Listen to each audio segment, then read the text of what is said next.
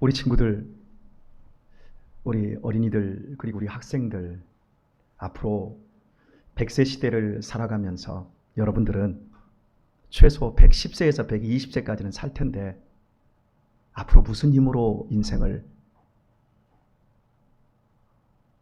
살려고 합니까? 무슨 힘으로? 무엇을 근거로 여러분의 인생의 시간을 살기를 원합니까?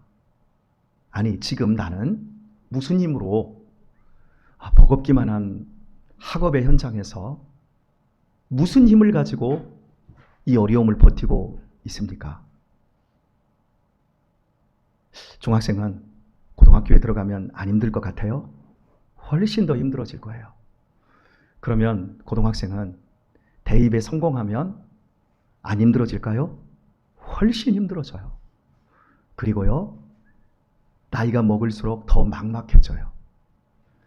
대학생은 취업만 하면 인생이 괜찮을 것 같아요? 아니에요. 인생은 이 세상에서 내가 누구인지를 깨닫고 나를 인식하기 시작하면서부터 죽을 때까지 굉장히 힘들게 되어 있어요. 여러분들은 과연 그럴까? 아마 그럴 수도 있겠다 그렇게 생각하겠지만, 인생을 90 정도, 100살 정도 산 사람들한테 물어보면 대답하는 게 인생은 너무 빨리 지나갔다. 그리고 너무너무 힘들었다. 이렇게 얘기를 해요. 여러분이 앞으로 살아가야 될 인생에서 여러분은 무슨 힘을 가지고, 무슨 힘을 근거로 해서 인생을 살려고 합니까? 첫 번째, 많은 사람들이 돈만 있으면 힘 있는 거지요. 뭐 돈만 있으면 돼요. 그럼 돈만 있으면 정말 돈을 목표로 해서 인생을 살면 힘이 생길까요? 그걸 본 사람들, 그걸 누리고 있는 그 사람들에게 물어보면 뭔가 빠졌다고 얘기를 해요. 이게 아닌가 보다 이렇게 이야기를 해요. 자, 인생을 사는데 여러분, 무엇으로 인생을 살아야 될까요? 우리 군대를 다녀오신 분들은 군대는 무엇이다? 한번 대답해 보세요. 군대는 무엇이다? 군 생활을 잘하는 건 어떻게 해야 된다? 군대는 잘 모르셔요? 군대는 요령이다. 군대는 무엇을 해야 된다? 군대는 무엇을 잘 해야 된다? 줄을 잘 서야 된다. 그거 잘 모르세요? 현서도 군대를 제대한 지가 너무 오래돼서 줄을 잘 서야 된다. 그리고 군대는 요령이다. 이렇게 얘기를 해요. 자, 제가 30여 년 전에 군대를 갈 때 동네에 우리 집안 어르신들한테 인사를 다녔는데, 그 중에 아저씨 한 분이 저한테, 야, 군대는 요령이야. 그리고 군대는 줄을 잘 서야 되는데 너 군대 가거든, 너무 앞에도 서지 말고 너무 뒤에도 줄 서지 말고 중간에 짱 박혀 있어. 이렇게 저에게 군생활 30개월을 해야 되는데, 이런 식으로 군생활을 저한테 해야 군생활을 잘 편하게 할 수 있다. 이렇게 얘기를 했어요. 그래서 내가 이제 집에 와서 제 어머니한테, 그 아저씨가 그렇게 군대는 줄 잘 서야 되고 요령이다 그랬더니, 제 어머니가 저를 막 이렇게 지그시 보더니, 앞에도 서지 말고 뒤에도 서지 말라고 그랬다고, 중간에 짱 박히라고 했다고 어머니가 그러더라고요. 야, 그렇게 하면 별 볼 일 없는 인생 사는 거야. 눈치나 보고 뺀질거리고 그냥 요령이나 피면서 사는 사람들은 못 살아. 야, 엄마 봐. 동네에서 가장 일찍 먼저 일어나고 가장 늦게 자잖아. 그러니까 딴 생각하지 말고 군대 가면 시키는 대로 열심히 하고, 군대도 사람 사는 사회일 거야. 그러니까 똑같을 거야. 그러니까 네가 열심히 하다 보면 인정받을 수 있어. 괜히 뒤에서 뺀질거리지 말고 중간에 짱 박혀서 어영부영 하려고 하지 말고, 할 일 있으면 제일 먼저 앞에서 해. 제 어머니는 초등학교도 안 나오셨는데, 당신 이름 석자 겨우 쓰셨는데, 우리 어머니에게서 저는 인생에 있어서 위대한 교훈을 어린 시절에 많이 받았어요. 제 어머니는 지식이 없었어요. 그런데 제 어머니에게는 지혜가 있었어요. 자, 우리 친구들 여기 보세요. 딴 생각하지 말고. 여기 있는데도 딴 생각할 수 있어요. 지금 목사님이 여러분에게 여러분의 인생을 무슨 힘으로 살 거냐고 제가 물어보면서 여기까지 왔어요. 아예 이거 생각지도 안 하고 지금까지 나는 무슨 힘으로 살고 있는 거지, 내가 왜 사는 건지 그거 모른 채 그냥 많은 사람들이 막 끌려가면서 어떻게 하면 편하게 살까, 어떻게 하면 그냥 적당히 중간에 짱 박혀서 그냥 요령껏 그렇게 살까? 아니 그게 지혜일 거야 라고 사람들이 그렇게 생각을 합니다. 그런데 그게 과연 인생을 제대로 사는 것일까요? 그렇게 살면 앞으로 내가 100살까지 산다고 했을 때 100살 살아도 내 인생을 후회 없이 살았다고 이야기할 수 있을까요? 오늘 본문의 말씀은 예수님께서 우리들에게 주신 말씀이에요. 그리고 이번에 여러분 이 수련회의 주제와 같은 말씀이에요. 피로 회복. 나 깜짝 놀랐어요. 내가 피로 회복, 내가 정말 피로하구나. 그래서 회복돼야지. 나는 그건 줄 알았어요. 그랬더니 그 피, 예수님의 피로 지금 우리의 무너진 삶, 우리의 흔들리는 삶, 그리고 코로나로 인해서 하나님에게서 너무나도 멀리 떨어져 있는 우리의 삶, 학교 공부와 내가 너무나도 사이버 세상 속에 이것도 보고 저것도 보고 드라마도 보고 영화도 보다 보니까 하나님과 우리의 관계가 너무 멀어진 채 그냥 공상 속에 들어있는 내 삶을 예수님께로 가져와서 내 자신을 다시 한번 신앙의 삶으로 회복시키자라는 그런 의미일 거예요. 그죠? 여러분, 우리 새로워지려면요, 예수님의 피밖에 없어요. 사람을 새롭게 하는 건 예수님의 피 외에는 아무것도 없어요. 제가 여러분에게 이렇게 말할게요. 아무리 많은 지식을 섭렵을 해도 사람이 거듭나거나 사람이 새로워지는 일은 절대 없어요. 아무리 많은 돈을 벌어도, 아무리 인기가 높아져도, 아무리 권력을 가져도 사람은 절대 안 바뀌어요. 제가 이렇게 단언해요. 안 바뀔 수도 있어. 그게 아니라 절대 안 바뀌어요. 내가 당신을 정말 사랑합니다. 그래서 당신하고 정말 행복하게 내 남은 시간 검은 머리 팥불이 되도록 살겠습니다. 다 신혼부부들이 똑같은 그 마음 가지고 그렇게 해요. 그런데 막 그 면사포 쓰고요, 턱시도 입고요, 막 멋지게 결혼 행진하면요, 내 자신이 막 바뀐 것 같아요. 그런데 살면요, 바뀐 게 아니라 더 징그러지고 더 더러워져 있어요. 이게 사람이에요. 사람은 절대 안 바뀌어요. 그런데 사람이 딱 바뀌는 게 시점이 한 번 있어요. 예수님을 믿으면 바뀌어요. 예수님의 피가 우리를 바꿔버려요. 그러면 예수님의 피가 우리를 어떻게 바꾸는 줄 아세요? 우리의 마음을 바꿔버려요. 읽은 본문은 천국은 마치 밭에 감추인 보화와 같으니, 예전의 사람들은 자기에게 소중한 재물, 소중한 것들을 아무도 모르는 자기 소유의 밭에 항아리라든지 무슨 큰 상자를 만들어서 밭에 감춰요. 예전에는 은행 같은 데 맡길 데가 없었기 때문에 귀한 걸 이게 그 땅속 자기의 밭에 감추는데, 이제 밭을 갈다가 이런 것들이 나오게 되어지면 그 밭에서 나온 건 그 밭주인 거예요. 그런데 한 사람이 밭에 감추인 보화를 이걸 남의 밭에서 발견한 거예요. 그래서 이걸 발견했는데 내가 발견해서 이거 발견한 사람 게 아니라 그 밭주인 것이기 때문에 그 소유가, 이 사람이 그거 숨겨놓은 보배를 발견하고 굉장히 기뻐서 집에 와서는 자기의 소유를 다 팔아버렸어요. 그리고 그 밭을 사버렸어요. 그러면 그 보화가 누구 것이 돼요? 그 보화가 누구 것이 돼요? 그러면 우리 학생들 대답해봐요. 그 보화 누구 것이 돼요? 밭주인 거니까 내가 그 밭을 샀으면 그 보화는 이제 내 것이 되잖아요. 그지요? 밭에 감추인 보화를 발견하고 나서 그 밭을, 내 소유를, 내 전부를 다 팔아서 그 밭을 사버렸어요. 그런데 중요한 건 본문에 하나 빠진 게 있어요. 밭을 샀으면 무엇을 캐야 돼요? 그 보물이 그 밭에 들어있는데 그 보물을 캐야 돼요, 안 캐야 돼요? 밭을 산 이유는 뭐예요? 그 보물 때문이잖아. 그 밭을 사려고 하는 게 목적이 아니라 그 보물을 캐려고 그 밭을 샀단 말이에요. 그죠? 그런데 보물을 캤다는 얘기가 있어요, 없어요? 없어요. 저는 여러분들이 오늘 이 밤에 여러분 인생을 다 주고라도, 여러분의 인생을 다 팔아서라도 여러분이 꼭 사야 될 그것을 하나를 샀으면 좋겠어요. 그게 뭐냐면, 따라서 합시다. 지혜.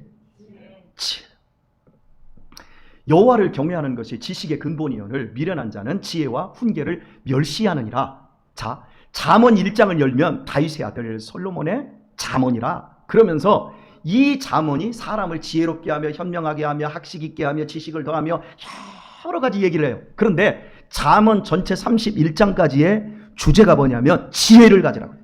지혜를 찾으라고 해요. 지혜는 은보다 귀하니, 지혜는 이 세상에 그 어떤 것보다 비교할 것이 없을 정도로 지혜는 귀하다는 거예요. 그럼 지혜는 뭘까요? 저 사람 참 지혜로워.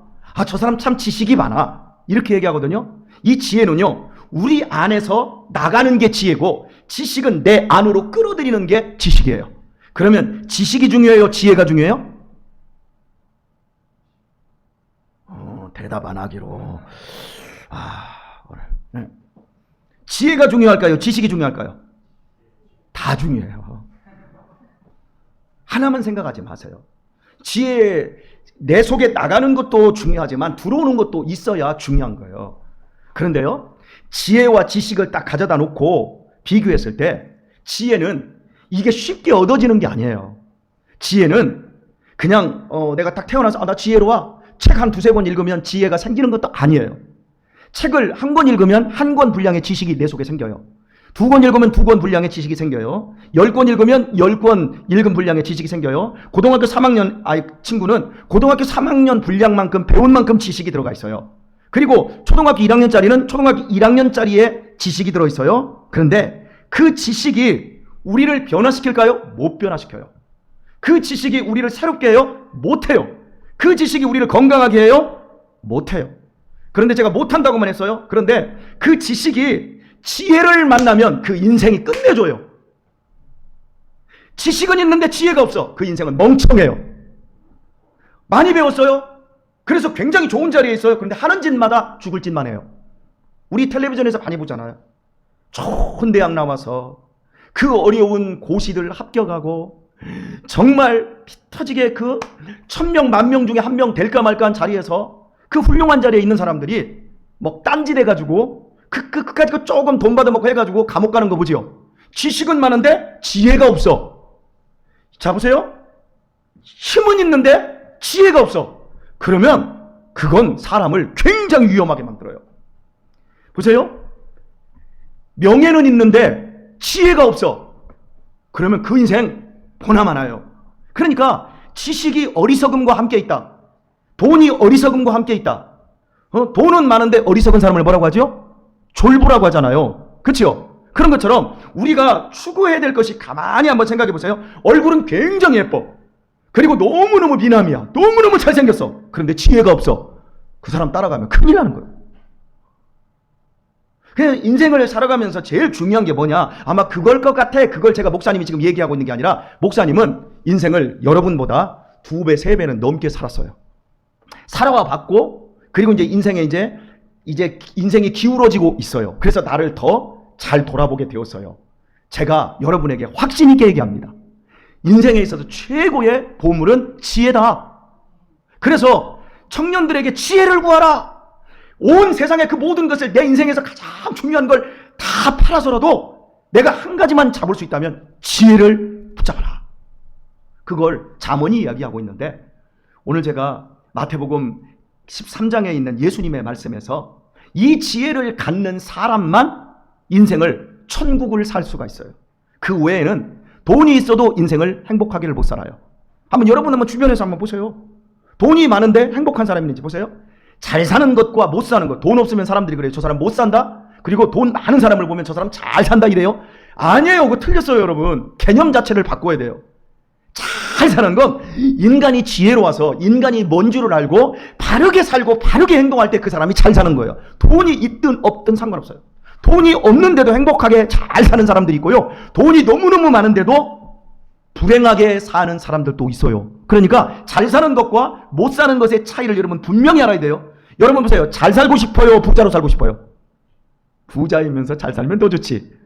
그지요? 그런데 이렇게 부자이면서 잘 살려면 우리에게 뭐가 필요하냐면 지혜가 필요해요.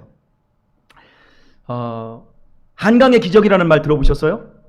제가 우리 학생들한테 지금 이런 설교를 하면 우리 학생들은 지금 도대체 알아듣지를 못해요. 목사님이 여러분만 할 때는 피자라는 게 없었어요. 물론 서울 쪽에 이렇게 미군 부대 안에는 있었을 수도 있어요. 정말 어렵게 살았어요. 일주일에 자동차 하나를 볼까 말까하게 살았어요. 그러니까 너무너무 못 살았잖아요. 그죠? 그렇게 우리나라가 너무너무 못 살고 가난했을 때 그때에서부터 지금까지 이렇게 우리나라가 세계한 경제대국은 막 10위까지 이렇게 올라오고 너무너무 잘 사는 나라가 됐거든요. 이걸 한강의 기적이라고 하거든요. 그렇다면 우리나라 보세요. 우리나라가 자원이 많을까요? 적을까요? 지하 자원이 거의 없어요. 그죠? 우리나라는 식량 자급률도 한 20 몇 프로밖에 안 돼요. 우리나라는 국토도 작아요. 그런데 우리나라가 이렇게 잘 살 수 있게 된 건 지식사회가 되어서 그래요. 우리 한강의 기적은 사실은 교육의 기적이에요. 많이 배웠거든요. 공부 많이 시켰거든요. 그래서 지식이 엄청나게 증대가 돼버렸어요. 그래서 우리나라는 자원이 없는데도 불구하고 머리가 기가 막히게 좋은 거야. 여러분의 아버지 세대들이 머리가 기가 막히게 좋은 거야. 지금 공부를 그 세대들이 제일 많이 했어. 지금 40대 50대 이 세대들이 30대 40대 이 세대들이 공부를 제일 많이 했고요. 그 위에 70대 80대 세대들은 공부를 아예 못했고요. 그리고 지금 한 50대 60대들은 공부도 조금 하고 배도 조금 고파본 세대들이고, 여러분은 아예 배가 불러가지고 막 고생이라고 하는 건 전혀 안 해보고 어떻게 하면 재밌게 살까, 어떻게 하면 친구들하고 놀러 갈까 이러면서 막 이렇게 사는 이 세대가 확 나눠졌거든요. 그런데 우리 지금 여러분의 아버지 세대들이 공부를 정말 엄청나게 했어요. 그래가지고 자원이 하나도 없는데도 불구하고 우리나라는 외국에서 석유를 가져와가지고 석유 화학 제품들을 만들고 이러면서 막 여러 가지 막 산업들이 막 일어나기 시작하고, 철강 재료들을 막 가져와서 철광석을 가져와서 녹여가지고 포항제철에서 저 광양제철에서 막 철을 만들으니까 그거 가지고 배 만들고 자동차 만들고 구미의 산업단지에서 기술 이런 것들이 막 발전하기 시작하고, 이러면서 이런 것들이 다 우리의 머리 지식사회가 되었기 때문에 우리나라가 이만큼 편리하고 이만큼 잘 살게 되었어요. 그래서 지식의 힘이라고 하는 건 어마어마해요. 그런데 말이에요, 지금 40대 50대들에게 물어봐요. 옛날이 좋았냐 지금이 좋았냐 물어보면 옛날이 더 좋았다고 그래. 옛날에는 못 먹었어. 옛날이 더 행복했대. 지식이 발달하고 있는데 사람들에게 행복이 없어. 사람들이 더 불행감에 우울증에 빠지고, 우리 지금 청소년들 여러분은 절대 자살하면 안 돼요.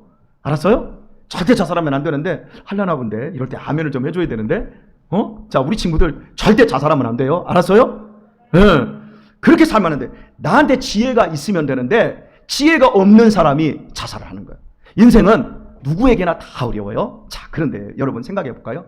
우리나라에서 이 지식사회로 가는데 우리나라 부모님들은 자식 잘 되게 하는 공부라고 하면 천문학적인 돈을 써요. 전 세계에서 가장 많은 사교육비를 많이 쓰는 나라가 우리나라예요. 자, 돈도 어마어마하게 지식을 위해서 막 투자를 해요. 그러다가 엄마 나 유학 가고 싶어요. 그러면 돈도 없는데 막 뭐도 팔고 어떻게 해서라도 적금이라도 깨가지고 외국 유학까지 보내는 우리나라 국민들만큼 자식들을 위해서 돈을 많이 쓰는 사람도 없어요. 그런데 있잖아요, 지식은 어마어마하게 취득을 했어요. 지혜가 없으면 그 지식은 반드시 그 사람을 죽이고 그 가족을 파탄내는 데로 갑니다. 지식이 지혜를 못 만나면 진짜 보화인, 이 지식은 보배인데 이 보배는 운전대가 없는 자전거하고 똑같아. 운전대가 없는 자동차. 여러분 보세요. 내가 자동차가 너무 좋은 자동차야. 그런데 운전대가 없어. 위험하잖아. 그래서 내가 운전대를 만들었어. 그런데 브레이크가 없다고 해봐. 그러면 반드시 사고 나잖아요. 그런 것처럼 지혜를 알지 못하고 지혜를 갖지 못한 채 지식만을 엄청나게 쌓으면 그 사람의 인생은 반드시 자기를 죽이는 데로 가요. 이걸 여러분에게 한번 제가 더 쉽게 얘기해 볼까요? 첨단 지식이 어디에 있는 줄 아세요? 첨단 지식, 여기 삼성단지 아니에요. 첨단 지식은 우리나라의 군수물자에 있어요. 무기에 있단 말이에요. 세계에서 최고의 기술력이 어디에 집중되어 있냐면 무기에 집중되어 있어요. 여러분 스텔스기라고 있지요? 미국에 있는 F-35인가요? 스텔스기. 이거 레이더도 잡히지 않잖아요. 이 스텔스기를 잡으려고 방공망을 만들어요. 우리 지금 핸드폰 있잖아요. 핸드폰이 군대에서 이렇게 통신을 하다가 무전기로 해가지고 핸드폰을 만든 거예요. 모든 게 다 그 기술의 집대성, 기술의 발전의 첨단의 지식이 다 무기에 있어요. 그 무기 가지고 지금 뭐 하는 거 보세요. 우크라이나에서 미사일 발사해서 민간인 아파트에다가 터뜨려서 수십 명, 수백 명의 사람들이 다 죽어가요. 가만히 있어요. 생각해 보세요. 아니 무기만 그 최고의 지식을 가지고 그 기술력을 만들어서 결국에는 너 죽이고 나 죽이는 대로 가잖아. 그치? 동물들이, 우리 인간들이 하는 지식을 보면, 하는 걸 보면 쟤네들은 이상한 종자들이야. 저렇게 똑똑한데 왜 이렇게 서로 잡아 죽이려고 저렇게 난리지? 그리고 저 훌륭한 무기를, 저 훌륭한 기술력을 가지고 무기 만들어서 왜 사람을 죽이지? 여러분 그렇다니까요. 지식이 참된 지혜를 만나지 못하면 결국은 자기를 죽이는 대로 돌아오게 되어 있어요. 제가 어떤 젊은이들하고 이야기를 하는데 이런 얘기를 하더라고요. 일을 앞으로 일을 안 해도 나라에서 그 사회보장제도가 잘 되어지면 나라에서 돈을 주잖아요. 그잖아요? 돈을 주는데 따져보더니 앞으로 한 5년 정도 지나면 일 안 해도 실업자 급여 해가지고 한 150만 원 정도는 준답니다. 그러면 생각해 보십시다. 150만 원 정도 받으면서 그냥 막 살면 되지. 그런데 내가 열심히 일해도 150만 원을 받아. 그러면 여러분 보세요. 열심히 일해도 150만 원을 받고 벌고 아무것도 안 해도 150만 원이 국가에서 나와. 그럼 여러분은 어떤 길을 선택할래요? 네? 한번 대답 한번 해봐요. 일을 안 해도 150만 원이 나오고 일을 열심히 해도 150만 원이 나와. 그러면 어떻게 할래요? 일 안 해요? 그러면 거기 빌어먹고 사는 거야. 빌어먹고 살래요? 벌어먹고 살래요? 빌어먹고 살래요? 벌어먹고 살래요? 차이가 뭔 줄 알아요? 빌어먹고 살면 빌어먹다가 거렁뱅이 되고, 그러니까 더 이상 주지 않으면 거렁뱅이 되는 거야. 그런데 벌어먹는 사람은 더 이상 주든 안 주든 내 힘으로 살고 그 사람은 계속해서 발전해 내갈 수가 있는 거예요.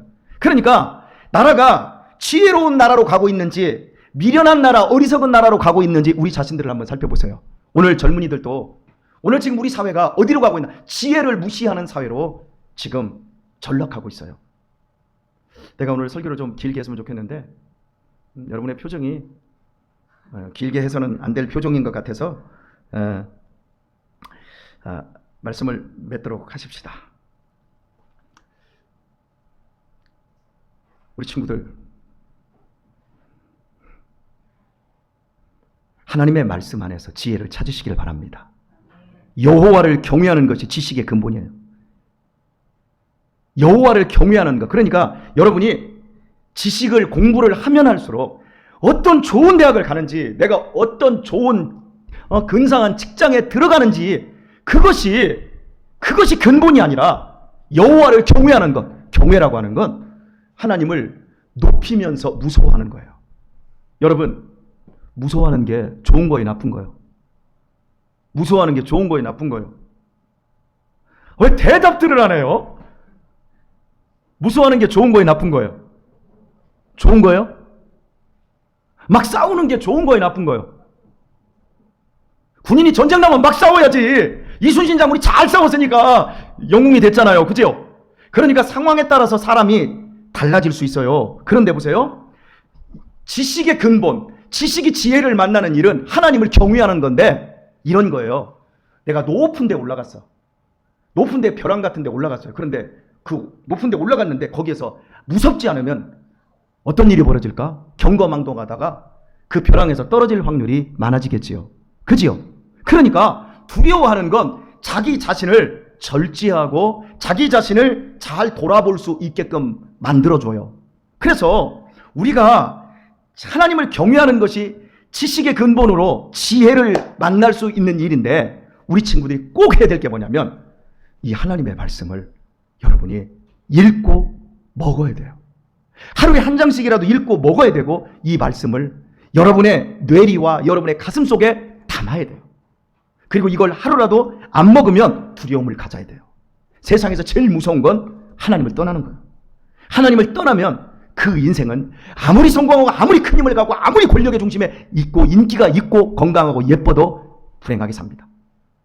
여러분의 남은 인생, 내가 무슨 힘으로 인생을 살아야 될지 분명히 깨닫고 영화배우 이름 몰라도 되고 연예인 이름 몰라도 되고 우영우 안 봐도 되고 봐도 돼. 안 봐도 된다는 얘기는 봐도 된다는 얘기를 하고 있는 거예요. 그런데 그게 중요한 게 아니고 정말 중요한 건 우영우를 알려고 하지 말고 이 성경에 있는 내용을 알고 하나님이 여러분을 정말 사랑하셔서 여러분의 인생의 앞길에 복의 복을 더하실 그 보화와 같은 그것을 여러분 마음속에 품고 평생 동안 그걸 캐낼 수 있는 그런 친구들이 되기를 바랍니다. 이러한 은혜가 우리 학생들에게 시작될 수 있기를 예수님의 이름으로 축원합니다.